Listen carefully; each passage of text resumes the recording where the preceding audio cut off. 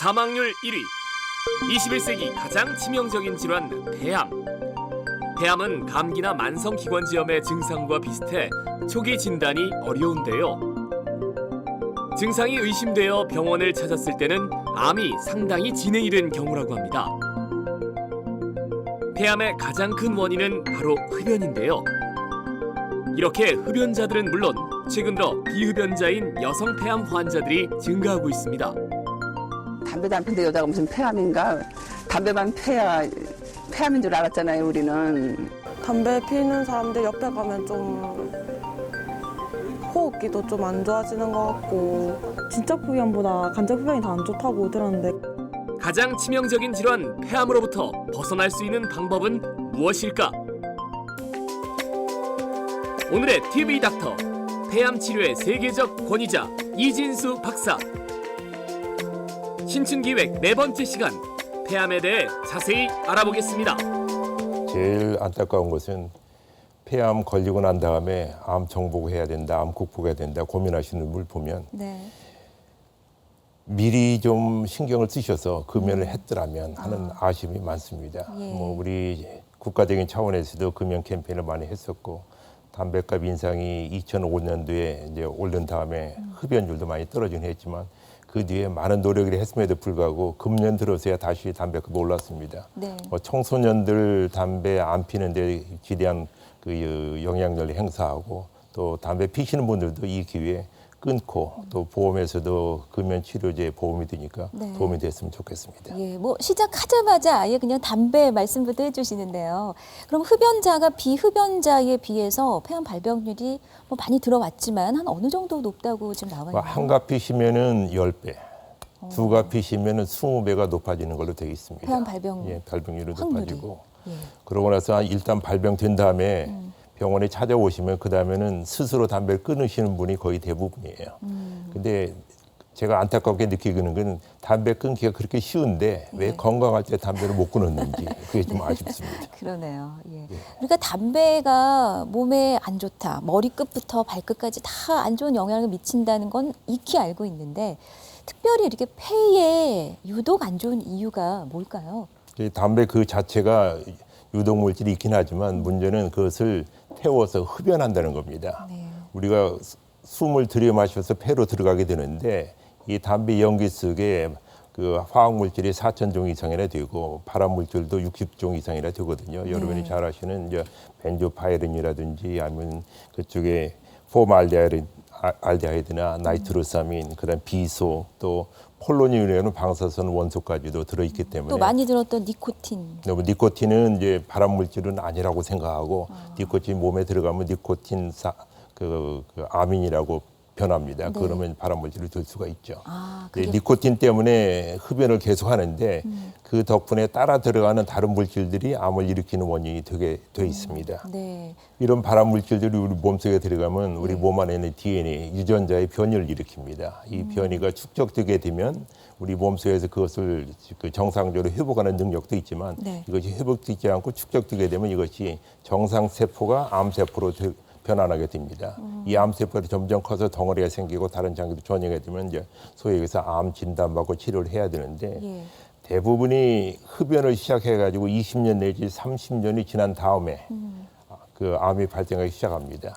어쨌든 흡연은 매일매일 내가 독약을 조금씩 마시면서 내 몸을 죽이는 거나 마찬가지인데 근데 또 어떤 분들은 그런 말씀하세요. 아니 예전에 어른들은 아까 말씀하셨듯이 더 많이 피우셨다. 안 피우는 사람이 적을 정도로 많이 피웠는데 최근에 와서 왜 이렇게 폐암 환자가 많은가 이렇게 반문하시는 분도 계시거든요. 예, 그게 옛날에 담배 피더라도 다른 병으로 예를 들면 전염병으로 돌아가시든지 뭐 간이 나빠서 돌아가시든지 그러면 폐암으로 돌아가실 기회가 없었는데 이제는 다른 병으로 안 돌아가시니까 돌아가실 병은 폐암과 같은 암하고 그다음에 뇌졸중, 중풍하고 심장병이 제일 많다는 겁니다. 옛날에는 담배 피신 분들이 담배 피웠음에도 불구하고 폐암에 안 걸리고 다른 병으로 돌아가셨는데 이제는 다른 병으로 안 걸리면은 나중에 오래 살다 보면 폐암에 걸릴 수밖에 없습니다.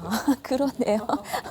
오래 살았기 때문에 오래 살고 있기 때문에 폐암이 발병이 더 늘어나고 하긴 예전에 그 일찍 돌아가셨을 때 어쩌면 이 폐암 세포를 가지고 계셨을지도 모르겠습니다. 예, 그랬고 또 한 가지는 우리나라 이제 의료 시스템이 병원에 그 가기가 쉽지 않아 가지고 병원 분통이 높아서 어느 정도 증상이 있고 아프지 않으면 병원에 안 찾아갔으니까 네. 가지고도 모르고 돌아가셨을 수도 있어요. 맞아요. 예. 자, 요즘에는 폐암에 대한 그 경각심도 많이 높아졌다고 하는데 실제 우리 부산 시민들께서는 어떻게 생각하는지 궁금하네요. 들어보겠습니다. 폐암 걱정됩니다. 하지만 그렇게 큰 걱정은 되지 않습니다. 근데 뭐 폐암이나 뭐 폐질환으로 돌아가신 분은 없거든요. 그래서 저는 유전적 요인이 되게 크다고 생각하는데 폐암이 걸리게 되면은 그 치료 방법이 없는지 그게 제일 궁금하죠. 혹시 담배를 피는 남자친구랑 뭐 뽀뽀를 하는 것만으로도 폐암에 걸릴 위험이 있나요? 네, 혹시 전자담배도 폐암에 걸릴 수 있는지 궁금하고 비흡연자도 어떻게 하면 폐암에 걸리는지 궁금합니다. 네, 우리 젊은 친구들은 이런 생각을 가지고 있네요. 이 중에서 우리 아주 귀여운 여자친구가 아까 뭐라 그랬죠? 네, 남자친구와 뽀뽀를 하는데 남친이 흡연자인가 봐요. 그렇게 하면은 그래서 연기를 조금 마시면서 영향을 받을까요? 원장님? 그 뽀뽀하는 것 때문에 영향을 받는다고는 하지는 않지만 네. 담배 피는 배우자가 오래 살게 되면 아무래도 담배 연기와 함께 살게 되니까 네. 담배 피는 배우자를 가진 그 부인들이 본인은 담배 피지 않더라도 폐암에 걸릴 위험성이 뭐 40%, 70% 늘어나는 걸로 지금 데이터가 나와 있습니다. 네. 근데 최근에는 비흡연자가 많아지고 있는 추세이긴 합니다.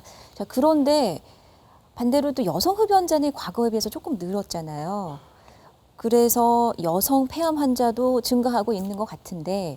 이제 그게 이제 직접적인 관계는 네. 여성들은 보통 우리가 이제 5%나 6% 담배 핀다고 그러는데 이분들이 뭐 대학생들은 뭐 10% 이상 20%까지 핀다고 해도 네. 지금 늘어나는 것 가지고는 폐암 환자 늘어난 것은 설명이 안 됩니다. 이분들이 한 20, 30년 더 살아봐야 폐암이 늘어나는지 안 늘어나는지 알죠. 네. 근데 현재 60대, 70대의 비흡연 여성분들이 본인은 담배 한 변도 안 폈는데 늘어난 이유는 네. 옛날 60년대, 70년대 그분들이 어렸을 때 부모님들이 담배를 피는 세대였다는 얘기죠. 네. 아버님이 담배 피우고 있으면 아이들은 어쩔 수 없이 그 방에서 함께 담배 연기를 흡입하고 살 수밖에 없었는데 남자아이들은 밖에 나가서 놀으라고 야단 맞고 쫓겨나갔고 여자아이들은 밖에 나가면 안 되는 것처럼 해서 집안에 있으라고 했으니까 계속 담배 연기 연기에 맡고 있었네요. 더 맡고 있는 거라고 생각하면 됩니다. 예, 예. 아니, 우리 예전에 아버님 방에 잿돌이 있지 않았나요? 예, 있어서 TV 보시면서 담배 옆에서 피우시고 아기들은 옆에서 놀고 예, 그렇습니다. 그런 영향을 이제 받는다는 거네요. 그래서 이제 제가 치료하는 환자 중에서도 혹시 이제 아버님이 담배 피지 않았었습니까? 아버님이 일찍 돌아가셔도 모르는데 저희 할머니랑 살았는데 할머니가 담배 폈다. 담배 피는 할머니하고 같이 사는 것도 영향이 있는 걸로 저희들이 생각하고 있습니다. 네. 자, 이렇게 해서 간접 흡연을 했던 여성 환자들이 폐암에 많이 걸린다는 그 증거가 나오고 있습니다. 그러면 여성들의 경우에는 또 부엌에서 이렇게 요리를 많이 하시잖아요. 그럴 때 요리할 때 이렇게 연기가 나기도 하고 실제 또 가스레인지에 일산화탄소가 나오기도 하고 이렇게 호흡할 때 공기가 이렇게 썩 좋지가 않거든요. 부엌 네, 공기가. 그렇습니다. 근데 이게 얼마나 영향이 있을지 그렇다고 가스레인지를 또 비싼 뭐 바꾸자니 또 경제적으로 부담이 되기도 하고 얼마나 영향이 있을까요? 근데 현재까지 알려진 바로는 우리나라에서 뭐 연탄가스를 피워서 아니면 가스레인지에서 나오는 그것 때문에 폐암에 연관이 있다는 것은 데이터는 아직 없습니다. 없는데 이제 요리 방식에 따라서 특별히 중국에서 그 요리하는 방식이 기름에 튀기는 거 그리고 환기가 안 되는 상황에서 여성분들이 폐암이 많이 생기더라 하는 것이 나와 있습니다. 그래서 그런 걸 할 때 배기를 많이 해야 되긴 하겠지만 우리가 염려하는 것처럼 여기 그 가스 때문에 폐암이 많이 걸린다라고 그 정도는 아니다라는 것은 안심해도 될 것 같습니다. 네, 하지만 분명히 안 좋은 영향이 있긴 하다. 안 좋을 수 있다. 그 얘기는 뭐냐면 태양광선이 우리 몸의 면역을 떨어뜨리고 암을 일으킬 수 있지만 네. 적절한 일광욕은 우리 건강에 필요하다라고 생각하시면서 살아야지 이거 피하고 저거 피하고 숨을 안 쉬고 사는 방법밖에 없습니다. 네, 어쨌든 그 환기를 좀 잘 하시면서 요리하시는 게 좋겠습니다. 그러면 그 폐 질환을 앓았거나 과거에는 또 그런 환자들이 많이 계셨잖아요. 결핵도 많았고요. 아니면 지금 혹시 또 폐 다른 질환을 앓고 계시다면 아무래도 폐암 걱정을 더 많이 할 수밖에 없을 것 같거든요. 예, 그렇습니다. 결핵 앓은 자리에서 폐암이 생길 수도 있느냐? 생길 수도 있습니다. 아, 그런데 그래요? 폐결핵 때문에 폐암이 생기는 건 아니고 그 엑스레이를 찍어보면 지금 사진이 나오고 있는데요. 이 사진에서 보면은 예. 이것하고 이제 하얗게 좀 보이는 거 있습니다. 이것하고 비슷한데 하나는 폐결핵이고 하나는 폐암입니다.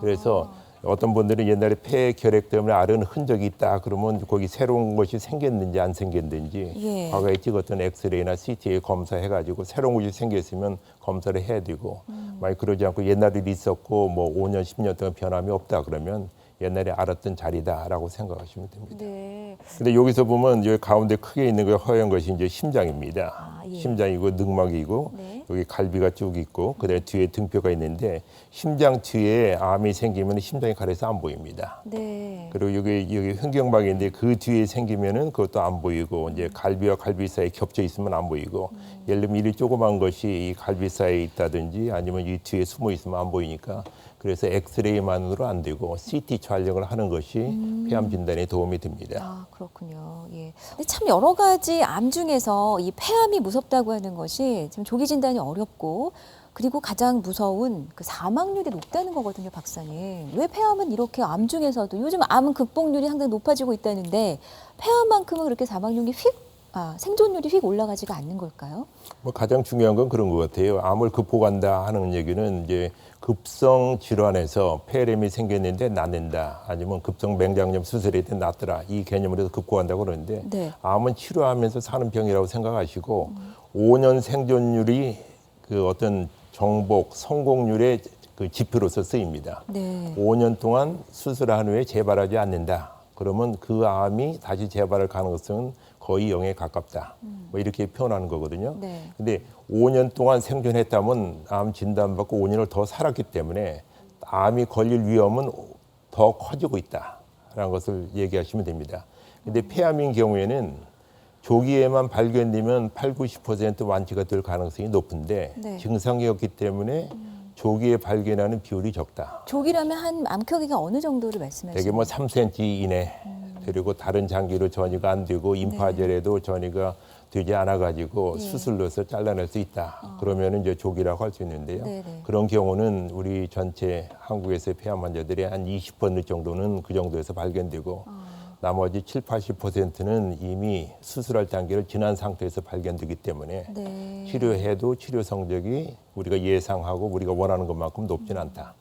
그렇다면 좀 내가 미리 알 수 있는 스스로 자각 증상이 있다면 조기 진단이 좀 쉬울 것 같아요, 박사님. 예, 자각 증상이 없다는 것이 특징입니다. 아, 모든 암들은 전부 뭐 조용한 살인자 뭐 해가지고 그렇게 얘기하지만 네. 뭐 도둑놈이 들어올 때 내가 있다고 소리내면서 들어온 것은 없습니다. 네. 암도 그 암세포가 하나 생기고 이것이 자라가지고 적어도 엑스레이에 나타날 정도 되면 1cm 자라야 될 텐데 그때까지는 아무 증상이 있고 심지어는 다른 장기로 전이가 돼 있는 경우에도 아무 증상이 없는 경우가 있습니다. 그럼 2, 3기가 돼도 증상이 없을 수가 있고. 증상이 없는 경우가 있고 또 예. 기침해서 병원에 갔더니 폐암이라 진단한 경우에는 이미 제3기, 4기가 된 경우가 많습니다. 아, 그렇군요. 그 조기에 알 수 있는 자각 증상은 없다. 없다. 그런데 암이 진행되면서 가장 흔하게 나타나는 증상이 기침인데 우리나라에서는 기침하면 감기 걸렸다고 생각하지 맞아요. 내가 폐암일지도 모르겠다라고 하는 사람은 노이로제 환자입니다.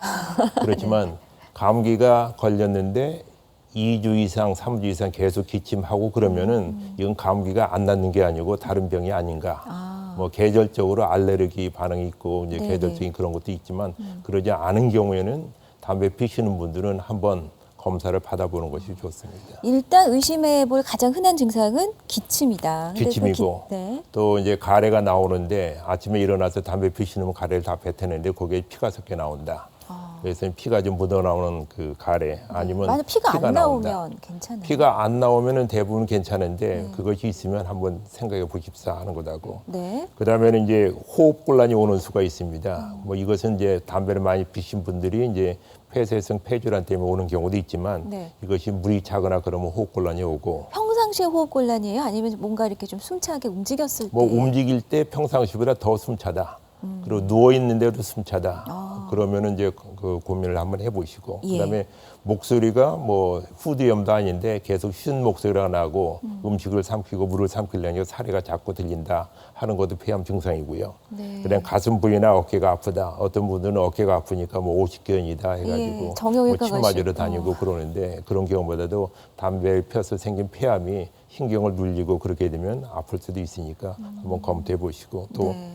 이유 없이 체중이 감소하고 밥맛이 없고 하는 것도 증상이고 가끔가다 이제 상지에 위에 그 팔이나 얼굴이 붓는데 네. 그런 경우에도 이제 혈관이 막혀가지고 혈액순환이 안 되기 때문에 얼굴이 붓고 숨차는 증상이 나타납니다. 네, 네. 그러면 폐암이 의심돼서 또는 암까지는 아니라도 폐에 좀 질환이 있나 싶어서 병원을 스스로 가셨다 하면 이미 그 단계는 조금 진행이 됐다고 봐야 되나요? 뭐 옛날 같으면 우리나라에서 이제 언어가 그런 게 있는데요. 뭐 아프다 네. 하는 것이 통증이 있어서 아프다는 얘기하고 병이 들었다는 것하고 똑같이 혼돈해서 쓰고 있는데 옛날에 아프지 않으면 병원에 안 갔으니까 네. 아픈 것은 병든 건데 요즘에는 아프지 않더라도 병원에서 발견된 거가 있잖아요. 예. 그래서 이제 엑스레이를 찍고 엑스레이에서 이상이 있다 그러면 CT 네. 이 경우처럼 이 심장 뒤에 큰 암덩어리가 있고 앞에 이제 무기폐가 생겼습니다. 이 암덩어리가 있는데 암세포 있는 부위가 여기고 이게 전체 암인지 예. 일부인지에 보기 위해서 이제 더 추가 검사가 필요합니다. 추가 검사하는 것이 예. 가장 중요한 것이 이제 그 기도에 가까이 있으면 기관지 내시경 검사를 해가지고 코나 입을 통해서 기도로 들어갑니다. 네. 그러면 기도를 통해서 기관지 그다음에 암 있는 데 가서 보면은 정상에서 이렇게 갈려져 있고 이게 오른쪽 왼쪽으로 가려져 있는데 이것은 폐암에서 이런 덩어리를 볼 수 있습니다. 기관지 내에 볼 수 있는 것을 이렇게 해서 하고 네. 이것이 이제 그 밖에 부분이 있는 경우 예를 들면 이 환자에서는 엑스레이 상에서는 별로 잘 보이는 게 없는데 CT를 찍었더니 여기에 암이 있다.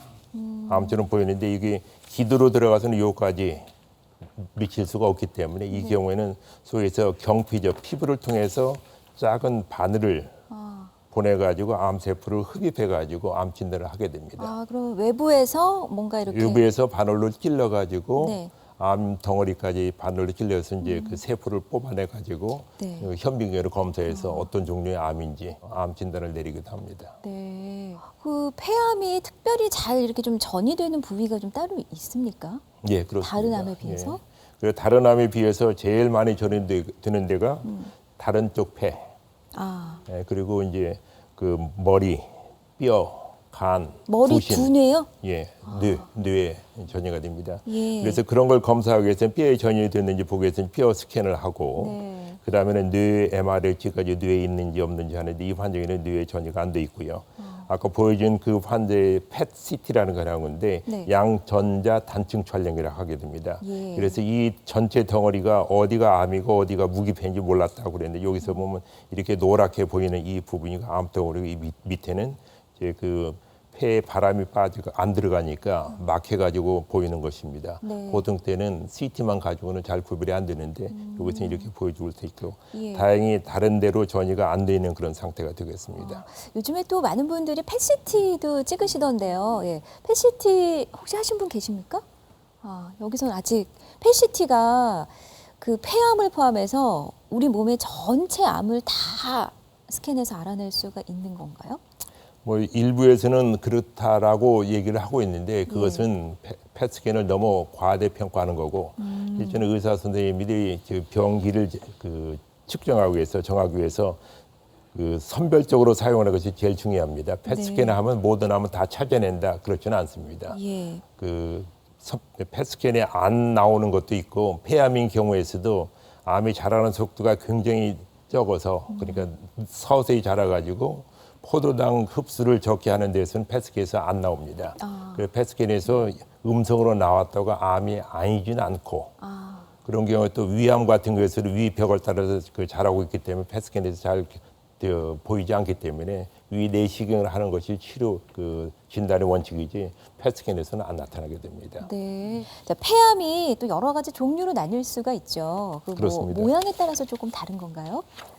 폐암은 그냥 엑스레이 보게 되면은 모양이 허옇게 나타난다, 뭐 덩어리가 있다. 어떤 경우는 폐결핵이나 폐렴처럼 생긴 그런 경우도 있어요. 네. 그런 경우도 있지만 이것을 현미경으로 들여다보면 크게 네 가지로 나눕니다. 예. 하나는 이제 피부를 이루고 있는 편평세포가 되는 경우, 그 모양이 비슷한 경우는 편평세포암, 그다음에 선암, 네. 그리고 대세포암, 그리고 소세포암 이렇게 되는데 그 전에 이제 60년대, 70년대 이제 미국에서나 전 세계적으로 폐암이라고 진단받으면 수술해야 된다. 그래서 수술을 했는데 무조건이요? 예, 무조건 수술 다 했는데 소세포암인 경우에는 수술이 도움이 안 되더라. 그래서 소세포 폐암하고 소세포가 아닌 폐암, 비소세포 폐암을 나눴습니다. 근데 소세포와 대세포라는 거는 어떻게 다른 건가요? 그 현미경으로 봤을 때 네. 편평상피암도 아니고 선암의 특성도 없는데 암세포가 굉장히 크게 나타나는 것이 대세포암이고 네. 세포가 적다 하는 것이 소세포암입니다. 아, 크기가 적다? 예, 세포 크기가 다른데 이것은 이제 현미경으로 보면 이건데요. 아, 편평상피암은 이것이 이제 피부 스킨을 만드는 그 세포에 가지고 케라틴 펄이라고 해서 이걸 만드는 것이 있고 네. 그런 선암은 이런 분비물을 만드는 것이 또 긴 있는 형태고요. 선암인데 이런 특성이 전혀 없는 세포들이 이제 세포 크기가 크면은 대세포암이고 네. 세포가 굉장히 작아가지고 귀리처럼 생긴 것은 소위 소세포암으로 분류를 합니다. 네. 그러면 이런 폐암의 종류에 따라서 당연히 치료 방법도 다를 수밖에 없겠네요. 치료 방법이 다르고 예. 또 거기에 따라서 어느 연구자가 어느 병원에서 우리는 세포 그 폐암 치료 성적이 이만큼 좋다 그랬는데 어떤 종류의 폐암을 어떻게 치료하느냐. 그래서 치료 결과 그 비교에도 굉장히 도움이 됩니다. 네. 그래서 소세포 폐암인 경우에는 수술을 안 하는 게 원칙입니다. 수술 안 하고 항암 치료하는 게 원칙이고 이 경우는 암덩어리 크게 생겼고 여기에서 이제 그 암덩어리가 여기 상대 정맥을 누르고 있기 때문에 얼굴이 붓는 네. 그런 상황이 벌어지는데 이것을 항암 치료하면 많이 줄어듭니다. 좀 거의 하얀 부분이 많이 사이즈가 줄었네요. 예, 이 경우는 이제 치료하고 나서 거의 90% 이상이 줄어듭니다. 아, 줄어드는데 예. 수술 없이 항암 치료하는데 이 암덩어리가 다른 장기로 전이가 안 되고 네. 여기에 국소적으로만 있는 경우에는 방사선 치료하고 항암제 치료를 병행하게 되면 5년 생명이 좋아집니다. 네. 옛날에는 해가지고 몇 년밖에 못 산다, 몇 개월밖에 못 산다 했는데 이제는 그 다른 장기로 전혀 안 되어 있는 경우에는 뭐 3명 중에 하나, 4명 중에 하나는 완치가 되는 그런 치료 성적을 가지고 있습니다. 네. 소세포 폐암의 치료는 어쨌든 수술 없이 항암 치료하는 것이 원칙으로 한다. 원칙이다. 예. 근데 저희가 그냥 쉽게 생각했을 때는 아니 수술해서 이렇게 세포 덜어내면은 더 좋지 않을까? 왜 수술을 하지 않지?라는 물음표가 생길 수가 있네요. 그렇죠. 예. 그래서 이제 소세포 폐암은 치료를 해봤더니 수술로는 도움이 안 되더라는 것이 확인됐기 때문에 그렇고 아. 비세포 폐암인 경우는 수술할 수 있으면은 네. 수술해서 잘라내는 게 좋다. 근데 수술의 원칙은 뭐냐면 수술한 다음에 남은 폐가 생명 현상을 유지하는데 살아가는데 지장이 없을 정도로 폐 기능이 있어야 되고 네. 또 한 가지는 수술했다 잘라냈는데 다른 데로 전이가 됐다든지 남아있는 암이 있으면 수술한 본정이 없다고 그러죠. 근데 제일 중요한 것이 뭐냐면 네. 수술한 다음에 암을 다 잘라낼 수 있느냐, 남아있는 암세포가 없느냐, 아. 그리고 남아있는 폐가 자기 생활하는데 지장이 없을 때 폐 기능을 유지하느냐 그렇습니다. 네. 그래서 이제 유방암은 예를 들면 유방을 절제하더라도 생활에는 지장이 없는데 폐는 절제하게 되면 숨을 쉬지 못하는 그런 상황이 있어서 적어도 양쪽 폐가 2개가 있는데 하나는 잘라낼 수 있지만 하나는 둘 다는 잘라내지 못한다 네. 하는 것을 기억해 두시면 되겠고요. 네. 그래서 암 덩어리의 크기에 따라서 그리고 폐 기능의 정도에 따라서 이제 일부만 잘라낸 쐐기 절제술이 있고 지금 어디 잘라낸 거예요? 여기 잘라냈다고 그냥 아. 표시만 했습니다만 사실 이렇게 잘라내는 경우도 있고 이렇게 잘라낼 수도 있지만 잘라내고요. 예. 그런데 여기에서는 오른쪽에 폐 옆이 3개가 있고 왼쪽에 2개가 있는데 그 상엽을 옆이라는 건 잘라낸 경우 이렇게 폐가 이렇게 좀 겹쳐져 있는 건가요? 겹쳐져 있다고 생각하시면 돼요. 그러니까 주머니가 3개 있다고 생각하시면 되는 겁니다. 아, 폐가 이렇게 탁탁탁 예. 겹쳐져서 이렇게 경계를 그래서 이루는 그것만 하나 잘라내면은 이제 폐엽 절제술에서 이쪽 상엽이 없어지고 중엽과 하엽이 있고 왼쪽에 폐가 2개 있어서 괜찮고 네. 양엽 절제술은 암이 이제 밑에 내려가는 기도에 기관지에 있게 되면 중엽과 하엽을 잘라내고 이제 상엽을 살려주는 그런 경우가 있고요. 네. 완전히 더 심한 경우에는 완전히 폐 한쪽을 다 절개해야 되는데 이런 경우에서도 남아있는 폐 기능이 적절하면은 생활에 지장이 없다. 네. 그렇지만 수술하고 나서 정상적인 생활을 할 수는 있지만 정상적이 되기는 기대하지 않고 어느 정도는 감수해야 됩니다. 그러면 비소 그 세포암이라 하더라도 이제 아주 그 후반으로 가면 수술하기 어려운 경우가 더 많아질 수밖에 없잖아요. 그렇습니다. 예. 그러면 수술 외에 어떤 치료 방법을 택할 수 있습니까? 수술 외에 뭐 환자가 택하는 것보다도 의사가 이 방법이 제일 좋은 방법, 최선의 방법이라고 택하는 것이 뭐냐면 이제 방사선 치료하고 네. 방사선 치료와 항암 치료 같이 병행하고 예. 다른 다른 장기로 전이가 돼가지고 방사선 치료하는 부위는 일부 증상 완화를 하는 경우는 항암 치료하고 항암 치료의 일부가 표적 치료제라는 겁니다. 네. 근데 이분 같은 경우는 83세 여성분입니다. 좀 연세가 높으신데요? 높으신 분이고 그렇기 때문에 이제 수술에 대해서 두려움도 있고 또 다른 증상 가지고 있는 이제 지병도 있으셔가지고 네. 수술받기 어려운 경우에는 이제 그 방사선 치료 일종의 양성자를 이용해서 치료하게 되면 네. 이 부위에 암덩어리 있는데 여기에 양성자 치료하게 되면 암덩어리가 줄어들고 재발하지 않고 살 수 있는 그런 치료법도 있습니다. 네. 실제로 이건 그래서 얼마나 좋아지셨나요? 여기 줄어든 거 보면 한 30-40% 줄었지만 실제로는 여기 흔적으로 남아 있는 것이 방사선 치료한 다음에 뭐 몇 개월 계속 지속적으로 영향을 가기 때문에 예. 나중에 여기서 상처 내지는 어떤 상흔으로 남아가지고 뭐 섬유화되어서 살아 있습니다. 아니 이렇게 80세가 넘으신 고령이신데 수술 없이 방사선으로 1년 이내에 이렇게 좋아진 건 상당히 좋으신 거 아닌가요? 뭐 금방 좋아져요. 치료 후에 금방 좋아지는데 이것이 다른 데로 전이가 안 되고 재발하지 하느냐 안 하느냐 이것이 네. 이제 추적 조사가 필요하지만 치료 효과가 있는 것은 사실이고 그러니까 이분은 양성자 전이가 치료가 없으셨어요. 아니더라도 예. 요즘 최근에 발달된 이제 방사선 치료 요법으로 해가지고 수술 안 하고도 치료할 수는 있습니다만 일단은 수술할 수 있는 단계면은 수술이 1차 치료 방법이고 네. 안 되는 경우에는 방사선 치료를 할 수도 있다라고 이해하시면 됩니다. 네.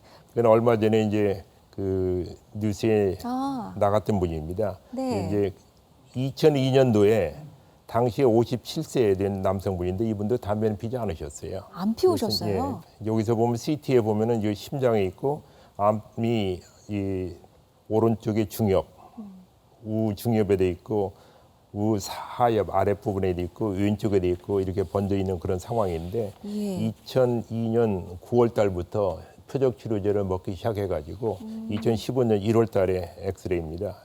CT입니다. CT인데 이렇게 언론에 나와서 하고 이분들이 현재는 70살인데 10살 같지 않고 건강하게 정말 50대 살고 같이 계십니다. 보이시지 않으세요? 아. 그래서 이제 어떻게 보면 그 당시에 2002년도는 이 약이 임상 시험 단계에 있었는데 네. 그때만 해도 우리나라에서는 뭐 환자한테 약물 효과가 확인되지 않은 약을 어떻게 임상 시험을 하느냐. 근데 요즘에는 인식이 많이 달라져 가지고 임상 시험에 들어갈 수 없어요. 시험약 좀 구할 수 없어요 하는 단계까지 되어 있습니다. 네. 요즘 쓰고 있는 모든 항암제가 이러한 임상 시험을 통해서 환자한테 직접 써봤더니 효과가 있고 네. 부작용은 견딜만 하더라 하는 것이 있는데 우리나라는 아직까지도 임상 시험 안 하고 하는 소위 얘기해서 뭐 무슨 민간요법이 많이 있어가지고 뭐 카더라가 참 많잖아요. 카더라 뉴스가 많습니다. 네.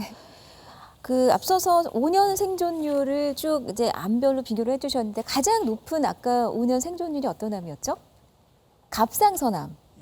거의 100%라고 하셨잖아요. 100%고요. 어떤 경우에는 네. 이제 임파제로 전이될 경우에는 5년 생존 상대 생존율입니다. 일반 사람보다 5년 동안 사는 확률인데 네. 100.4%로 나오는 데이터가 있어요. 100.4번. 예, 그러니까 일반 사람보다 더 오래 산다, 잘 산다. 왜냐하면 병원에 건강 관리를 더 하고 철저하게 병원에 자주 들락거리면서 다른 네. 병으로 안 돌아가시는 거죠. 아, 그러네요. 더 철저하게 관리할 수 있으니까. 근데 어쨌든 그 갑상선암이 그렇게 생존율이 높은 이유가 많이 듣기로는 전이가 잘 안 되더라, 갑상선은. 그런 이게 얘기를. 두 가지가 있습니다. 예. 다른 장기로 전이가 잘 안 되더라. 그렇지만 임파절에 전이가 된다. 그런데 임파절에 전이 되면 그것이 더 진행된 건데 처음에는 미리 수술했더라면 전이가 안 됐을 텐데 늦게 수술해서 이거까지 했다 그러지만 수술하지 않더라도 임파절에 전이가 되더라도 5년 생존율이 일반인들 암을 안 가진 일반인만큼 살 수 있다 그러면 걱정하지 않으셔도 되죠. 네. 그런데 반대로 폐암의 경우에는 전이가 잘 되더라 이런 참 좋지 않은 뉴스가 들리는데 사실인가요, 원장님? 그 사실이고 전이가 잘 되고 그 전이가 되면은 네. 예후가 나쁘고 그래서 이제 60년대 초반에 사실 이제 미국에서 그런 논란이 있었어요. 이제 갑상선암처럼 발견해서 초기 폐암을 발견해서 수술하는 것이 진짜 도움이 될 거냐. 네. 그 사람들이 이제 그 당시만 해도 이제 평균 수명이 60대, 70대인데 50대 후반, 60대 된 사람 수술해서 괜히 고생만 시키지 그냥 놔둬도 5년, 10년 못 살 사람 괜히 수술하면 도움이 안 되지 않느냐 했는데 결론적으로는 폐암은 그렇게 서서히 자라가지고 가지고 죽는 병은 아니고 네. 암이 진행되면은 그것 때문에 돌아가신다. 그래서 치료가 개발되는 거고 갑상선암은 아직도 그것 때문에 돌아가시는 분은 1년에 우리나라에서 갑상선 진단받는 사람은 4만 명 이상이 드는데 360명, 370명밖에는 갑상선암으로 돌아가신 분이 없어요. 네. 갑상선암을 안 죽는다는 얘기 못하지만 죽는 사람은 100명 중에 하나도 안 된다라고 네. 얘기할 수 있습니다. 예, 하지만 폐암은 그렇지가 않다. 폐암은 뭐 2만 2천 명이 생기는데 15,000명, 16,000명이 매년 돌아가시고 있다. 아, 그렇습니다. 자, 그래서 우리가 경각심을 갖지 않을 수가 없고 오늘도 폐암 그 특집이기 때문에 특별히 방청석에 남성분들을 좀 모셨습니다. 예, 평소에 그 담배를 피우시는 분이 혹시 이 중에 계실까요? 두 분 젊은 친구분들인데 피우고 계시네요. 흡연은 언제 시작하셨어요? 제가 지금 26살인데 네. 대학교 들어가면서부터 시작했으니까 한 5, 6년 정도 된 것 같아요. 얼마나 피우죠? 하루에 한 반갑 정도. 반갑. 예. 그럼 10개비 정도? 예. 예. 오늘 근데 이렇게 시간 같이 하니까 평소하고 좀 어때요? 생각이 달라졌나요? 제가 어릴 때 결핵 앓은 흔적이 있다고 들었는데 몇 살 때요? 그것까지는 잘 모르겠는데 어릴 때라고 들었는데 네. 그것 때문에 약간 걱정이 있었는데 오늘 박사님 말씀 들으니까 더 끊어야겠다는 생각이 들고 네. 가격도 많이 올라가지고 아, 끊어야겠다. 담배값이 부담이 된다. 예. 네. 오늘 이렇게 세계적인 폐암 치료의 권위자가 이렇게 나오셨고 또 모시기 어려운 자리였던 만큼 질문하실 수 있는 기회를 드리겠습니다. 이렇게 평소에 좀 궁금했던 점이 있으세요? 네, 저도 25살인데 네. 한 고등학교 때부터 담배를 고등학교 피웠습니다. 몇 학년 때? 고등학교 3학년 때부터 피웠습니다. 한 6년 정도. 입시 스트레스가 많았군요. 네, 네, 그렇습니다. 네. 태웠는데 가끔 가다가 담배를 좀 많이 핀 날이나 뭐 피곤한 날에는 답답하거나 네. 이렇게 명치 쪽에 꾹 누르는 그런 게 있습니다. 혹시나 그런 증상이 나중에 있는지 그런 게 걸리면 아직은 폐암에 걸릴 나이는 아니고요. 네, 폐암에 25. 걸리려면 앞으로 많이 오래 더 피우셔야 되는데 예. 미리 알았으니까 네. 담배 피는 그런 상황이 스트레스 상황일 거예요. 예. 이제 스트레스가 있으면 담배를 더 많이 피게 되는데 그것 때문에 증상들이지 폐암 때문에 증상들이 아니고 지금 끊으면 잘 끊을 수 있는데 이것이 계속되다 보면 제가 남자긴 하지만 여성분들이 담배 피우세요? 아니요, 조금 피워요. 눈곱만큼 피워요 하는 얘기는 가끔 피워요. 네, 가끔 피워요 하는 얘기는 뭐냐면 임신 조금 했어요 하는 거다 똑같다고 내가 부르합니다. 9개월 지나면 만삭이 됩니다. 그래서 그 습관을 버리는 것이 굉장히 중요할 것 같아요. 네. 저희 대학교 다닐 때는 담배 못 피면 무슨 남자가 쪼다같이 뭐 이런 식으로 해가지고 비난받았는데 그러면 정작 그 박사님은요? 저도 담배 폈었어요. 폈는데 펴서 한 10년 정도 폈습니다. 35까지 폈고 네. MD에 있으면서 암 환자를 치료하면서도 담배 폈는데 나 혼자 핀 게 아니고 간호사들도 같이 피고 그랬었거든요. 근데 89년도에 예. MD 앤더슨에서 담배를 격리해서 피지 못하게 했어요. 그 전까지만 해도 회의실이나 컨퍼런스룸에 의자 옆에는 담배 꽁초 집어넣는 것이 다 재터리가 다 있었어요. 네. 근데 그것이 이제 옛날 얘기 같지만 그랬던 시절이 있었다. 네. 폐암 수술하는 사람, 폐암 항암 치료하신 의사 선생님, 뭐 진단하시는 분들도 같이 담배 피면서 폐암 치료를 논의했던 때가 있었다는 것을 하시면 그야말로 호랑이 담배 피던 시절 얘기입니다. 네. 아니 그럼 실제로 환자들 많이 보시잖아요. 네. 그러면은 정말 이 폐암이라는 충격적인 사실을 알고 치료에 들어가면 모든 분들이 다 금연에 성공하시나요? 100%라고는 안 하고요. 폐암 진단 받고서도 네. 담배 피시는 분들이 있고 계시구나. 이제 치료 처음에는 끊었다가 네. 좀 좋아지면 다시 슬슬 옛 습관이 돌아오시는 사람도 일부 있습니다. 네. 일부 있지만 폐에 좀 이상이 있으니까 정밀 검사를 해 보야 되겠습니다 하는 얘기를 듣는 순간 담배 끊으신 분이 반절 이상이에요. 그 마음속에 가지고 있는 그것이 있으니까 언젠가는 끊어야 되는데 그런 계기가 필요한데 네. 이런 방송이라든지 주위에서 이제 권고가 굉장히 중요할 것 같고 네. 담배값 인상이 그런 모멘텀, 그런 계기를 마련해 줬으면 좋을 것 네. 같습니다. 그럼 폐의 경우에 조기 진단이 중요하다. 검사 그만큼 중요하다고 하셨는데 얼마나 자주 이렇게 좀 검진을 받는 게 좋을까요? 그전에는 엑스레이 사진을 매년 찍어보면 도움이 되지 않겠느냐. 가래가 나오면은 가래 속에 폐암 세포가 나오니까 미리 네. 암이 진행되기 전에 가래 속에 폐암을 발견하면은 조기에 치료해서 했으면 좋겠다 그랬는데 그것은 다 효과가 없는 걸로 판명났고요. 효과가 없어요? 효과가 없는 걸로 판명돼 있고 뭐 피 검사에서 뭐 폐암 그 유전 그러니까 폐암의 어떤 물질이 이상 변화가 있는 것이 피를 통해서 발견할 수 있다. 그건 아직은 효과가 없는 걸로 되어 있습니다. 네. 그렇지만 미국에서 담배를 많이 피셨던 55세, 74세의 흡연 30팩이요. 한 갑씩 30년을 폈더니 두 갑씩 15년을 핀 분들을 대상으로서 매년 저설량 CT를 했더니 폐암으로 죽는 위험도가 20% 줄었다. 네. 이제 그것을 기본으로 해가지고 우리나라에서도 흡연하시는 분들을 정부에서도 이제 그 검진을 대상으로 추가시키려고 지금 검토 중인 걸로 알고 있습니다. 네. 그럼 정리를 하자면 매년 아니 한 갑을 30년 동안 피우셨거나 아니면 두 갑씩 15년을 피우셨던 55세에서 74세까지의 남녀 이건 통합입니까? 뭐 흡연자. 흡연자. 네. 흡연자들은 매년 저설량 흉부 CT 검사를 받는 것이 권장된다. 권장된다. 그렇습니다. 예. 예, 그러면 이제 55세 되기 전에 미리부터 하면 어떠냐? 45세부터 나 담배 피니까 담배 피면서 매년 하면 어떠냐? 네. 우선 담배 끊으시는 게 좋겠고요. 그러면 이제 너무 일찍 시작하면은 네. 방사선 노출에 의한 다른 암이 생길 위험수가 또 있기 때문에 그 득보다 해가 더 클 수도 있으니까 예. 담배 끊으시는 것도 우선 아시고 네. 그렇게 못 하셨으면 나중에 저설량 CT를 통해서 건강검진에 꼭 해주셨으면 좋겠다는 얘기입니다. 그러니까 이 폐암 단계까지 가기 전에 미리 예방하는 것이 정말 중요하다는 걸 다시 한번 알게 되는데요. 예방할 수 있는 뭐 평소 생활 수칙 어떻게 강조해 주시나요? 금연. 네. 그리고 혹시 주위에서 담배 피는 사람이 있으면 예. 다른 사람 담배 연기 마시지 않기. 근데 담배 피는 연기를 마시지 않는 방법은 담배 피는 사람이 자유권, 흡연권은 존중해 주되 네. 나의 건강권을 위해서 담배 냄새를, 담배 연기를 뿜어내지 말라고 권하시면 됩니다. 흡연실에서만 피워주세요. 이렇게. 뭐 그렇게 해주시고 네. 피는 것은 자유신데 숨 쉬지 마세요. 농담입니다. 농담.